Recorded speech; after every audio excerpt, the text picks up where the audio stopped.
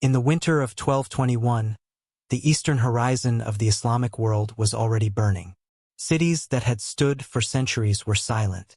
Caravan routes that once carried silk, spices, and scholars now carried only rumors. Rumors of an army that moved faster than the wind, struck with terrifying coordination, and left entire kingdoms erased from the map. It was the army of the Mongols.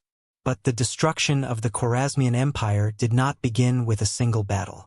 It began with a chain of miscalculations made by rulers who underestimated the speed, discipline, and patience of a new kind of war. At the center of that collapse stood one man, Jalal ad-Din Mingburnu, the last surviving son of the Khwarazmian Shah. By 1221, the empire he hoped to inherit had already been shattered. The Mongol invasion had swept through Central Asia like a storm that refused to slow. Cities such as Bokhara, Samarkand, and Urgench had fallen one after another. Entire armies had been destroyed before they could even organize resistance.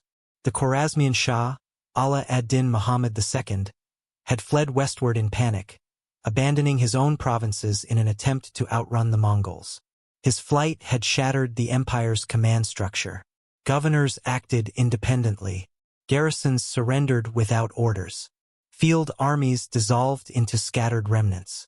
By the time the Shah died on a remote island in the Caspian Sea in late 1220, the empire he ruled no longer truly existed. What remained was chaos. And in that chaos, Jalal ad-Din emerged as the only commander still willing to fight. He was young, barely in his 20s, but the collapse around him forced rapid decisions. With the imperial capital threatened and Mongol forces advancing from multiple directions, he gathered what troops he could. Not a unified imperial army, but fragments, survivors from destroyed garrisons, Turkic cavalry who had lost their commanders, Khwarazmian soldiers retreating from defeated provinces, small detachments of Persian infantry. Together they formed a desperate force, perhaps 30,000 men at most. It was not the army of an empire. It was the last field army still resisting the Mongols. And Jalal ad-Din intended to use it. For several months, he moved through the mountainous regions of present-day Afghanistan, trying to rebuild his strength while avoiding direct confrontation with the Mongol main forces. The terrain helped him. The steep valleys and narrow passes slowed Mongol cavalry movement and allowed smaller defensive positions. But Jalal ad-Din understood something crucial. He could not remain on the defensive forever. The Mongol war machine did not rely on slow occupation. It relied on relentless pursuit. If an enemy army survived, the Mongols would track it, surround it, and destroy it methodically. Retreat was never a permanent solution. Eventually, the Mongols would find him. And they did. The responsibility for that pursuit fell to two of the most capable commanders in the Mongol Empire, Subutai and Jebe. Both were veteran generals who had spent years campaigning across Asia under the command of Genghis Khan. Their reputations had been built on speed, deception, and deep reconnaissance. They did not simply chase enemies. They studied them.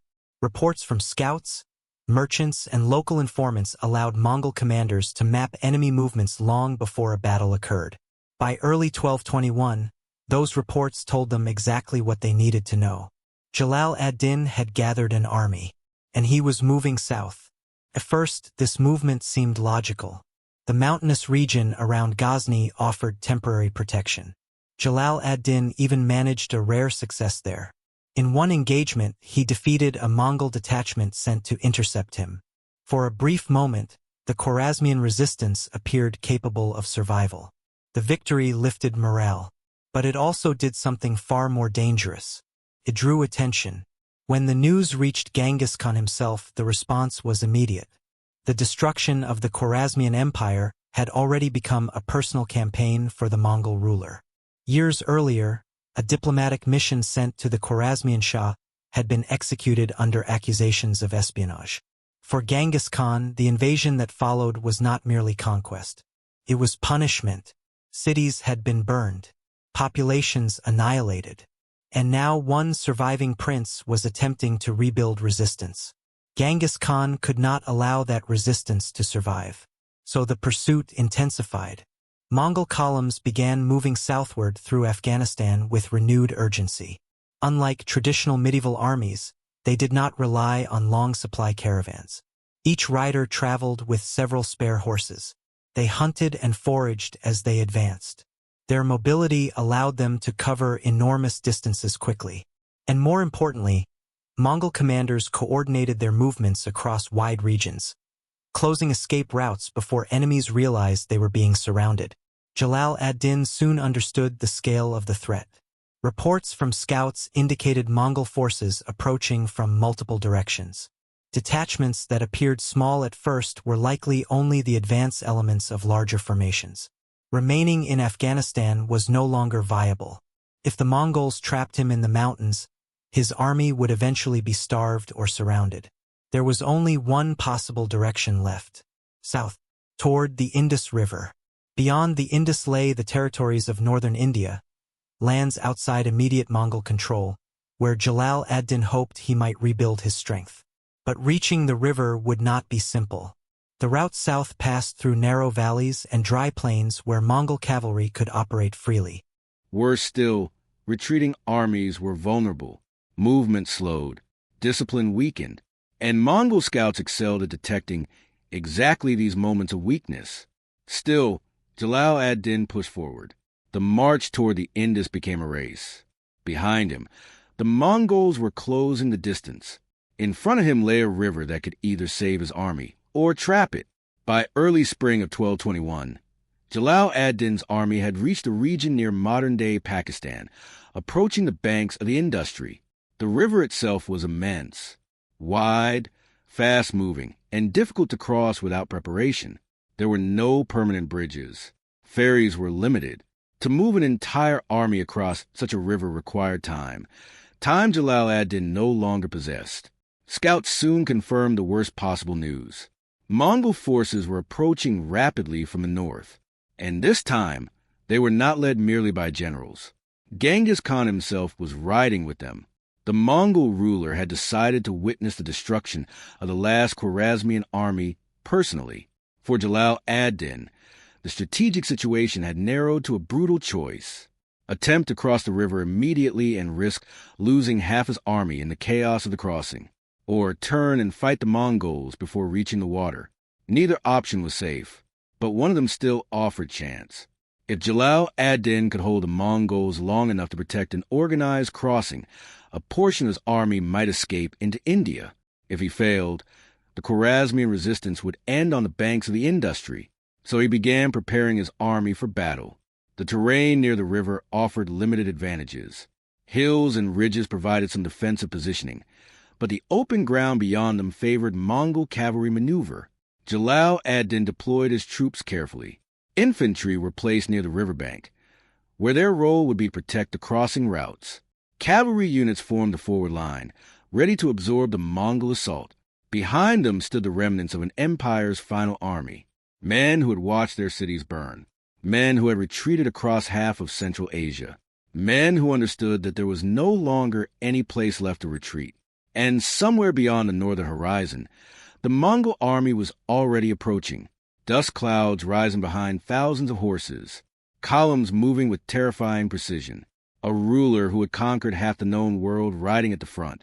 The confrontation that followed would not simply decide the fate of Jalal ad-Din's army.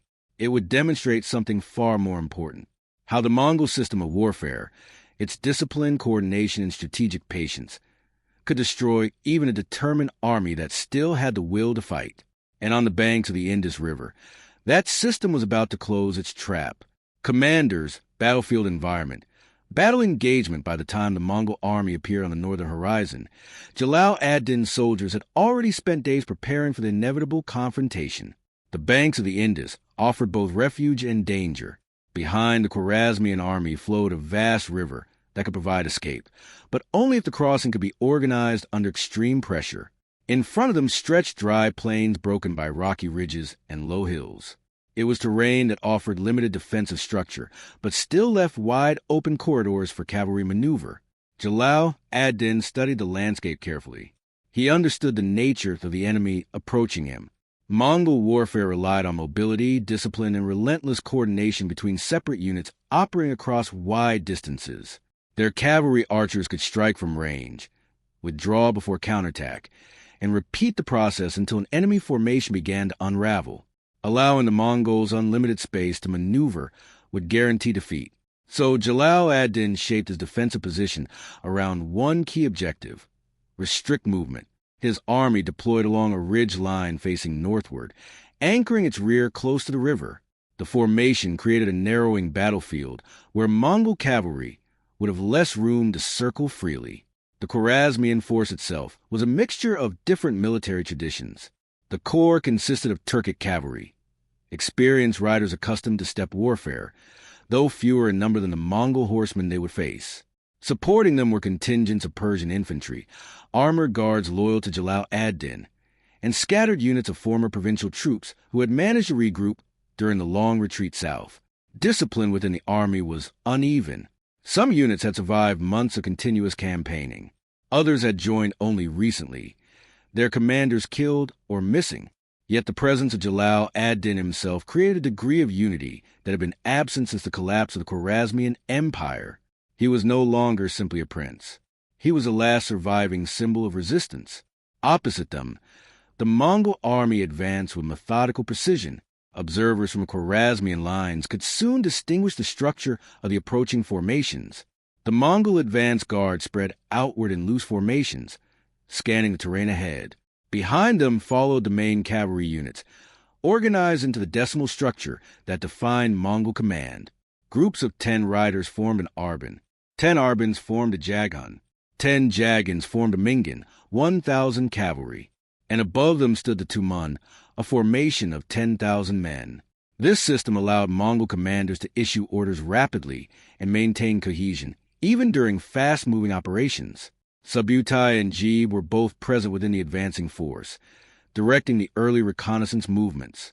But the most significant figure watching the battlefield that day was Genghis Khan himself. From an elevated position behind the Mongol lines, the ruler observed the Khwarazmian deployment. He did not rush the engagement. That restraint was characteristic of Mongol command culture. Battles were rarely decided through immediate frontal assault. Instead, Mongol generals preferred to probe enemy positions first, testing reactions, identifying weak points, and shaping the battlefield before committing the full weight of their cavalry. Soon the first Mongol detachments moved forward. Their approach was cautious. Light cavalry units spread outward in a wide arc, their horses moving at controlled speed as archers began firing probing volleys from long range. The arrows fell across the Khwarazmian forward line, not yet intended to cause heavy casualties, but to measure distance, reaction speed, and discipline. Jalal ad-Din's cavalry held their position. They did not pursue the Mongol skirmishers. That decision was deliberate. Chasing Mongol horse archers often led to disaster. Their feigned retreats were among the most effective tactical weapons in the Mongol arsenal. Units that broke formation in pursuit could quickly find themselves isolated and surrounded. Instead, Jalal ad-Din waited. For a time, the battlefield settled into a tense rhythm. Mongol riders advanced, fired, and withdrew. Khwarazmian archers responded from defensive positions. Dust clouds drifted slowly across the dry ground as horses maneuvered under tight control. Both sides were studying each other. Eventually, the Mongol commanders began increasing pressure. Larger cavalry groups advanced toward the Khwarazmian flanks, attempting to widen the battlefield and force Jalal ad-Din's troops to stretch their formation. Arrows began arriving in heavier volleys, striking shields, armor, and horses. The sound of impact spread across the line. Jalal ad-Din's officers moved constantly between units, reinforcing discipline and preventing premature counterattacks. He knew the Mongols were trying to provoke movement, but there was a limit to how long his army could simply absorb missile fire. As casualties slowly mounted, he decided to change the tempo of the battle. At a carefully chosen moment, Jalal ad-Din ordered a controlled cavalry advance from the center. Hundreds of Turkic riders surged forward down the slope of the ridge, shields raised as they accelerated toward the Mongol skirmishers. The sudden attack disrupted the rhythm of the Mongol probing phase. Several Mongol detachments withdrew quickly to avoid direct contact, but others held position longer than expected, firing arrows as they retreated.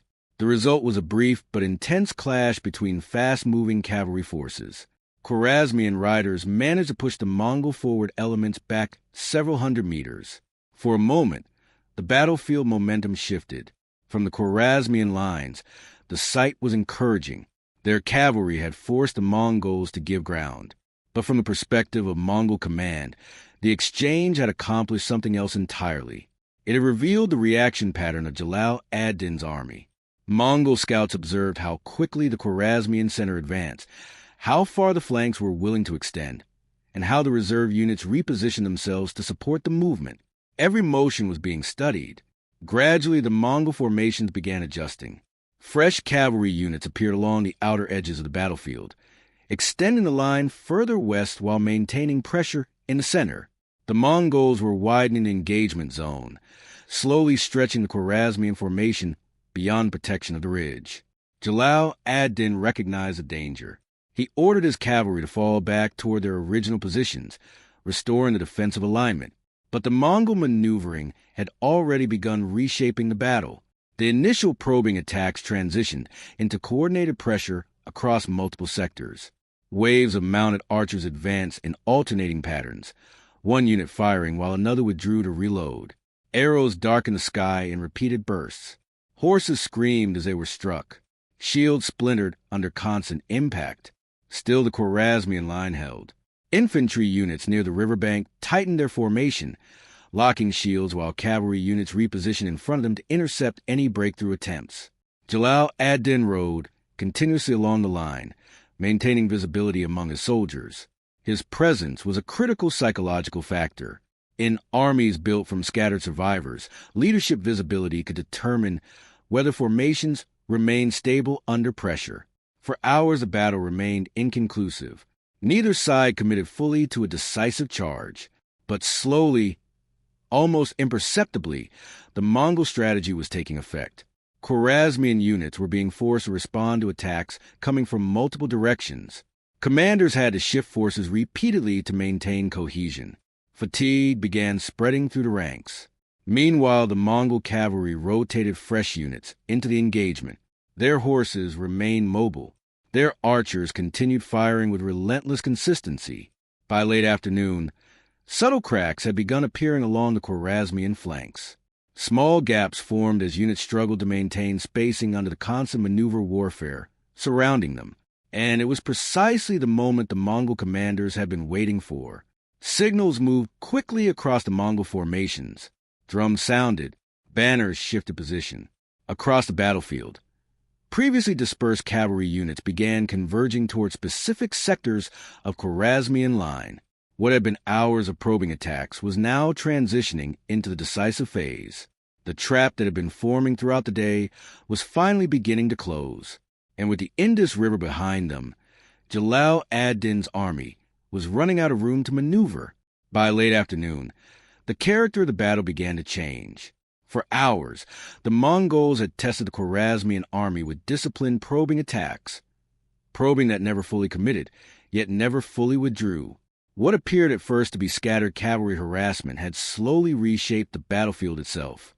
Now the purpose of that strategy became clear. Across the Mongol lines, movement began to accelerate. Units that had previously operated independently now converged in carefully coordinated formations. Cavalry banners shifted direction.